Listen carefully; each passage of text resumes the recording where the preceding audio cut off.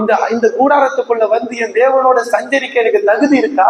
என் தேவனோட நெருங்கி இருக்க எனக்கு ஏதாவது கொஞ்சமாவது என்கிட்ட நீதி இருக்கா? என்கிட்ட பரிசுத்தம் இருக்கா? என்கிட்ட உண்மை இருக்கான்னு உன்னை நீ பார்த்து தயங்கி நிற்ப. ஏசாயா தயங்கி நின்னது போல, பேதுரு தயங்கி நின்னது போல நீ தயங்கி நிற்ப. அவர் என்ன பண்ணுவாரா? தம்முடைய சிறகுகளாலே, இன்னொரு வார்த்தை தம்முடைய கிருபையினாலே உன்னை அந்த கூடாரத்துக்குள்ள எடுத்துருவார். நீ அவரோட சஞ்சரிக்க தொடங்கி விடுவாய்.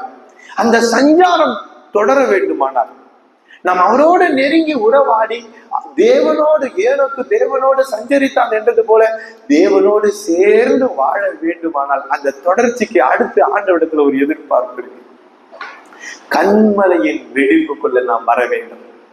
சிறகு அப்படியே கிருபையாய் நம்ம மூடினது போல இந்த கண்மலையின் வெடிப்பு தானாய் நம்மளை உள்ளே கவர்ந்து கொள்ளாது, நம்மை உள்ளே இழுத்து கொள்ளாது.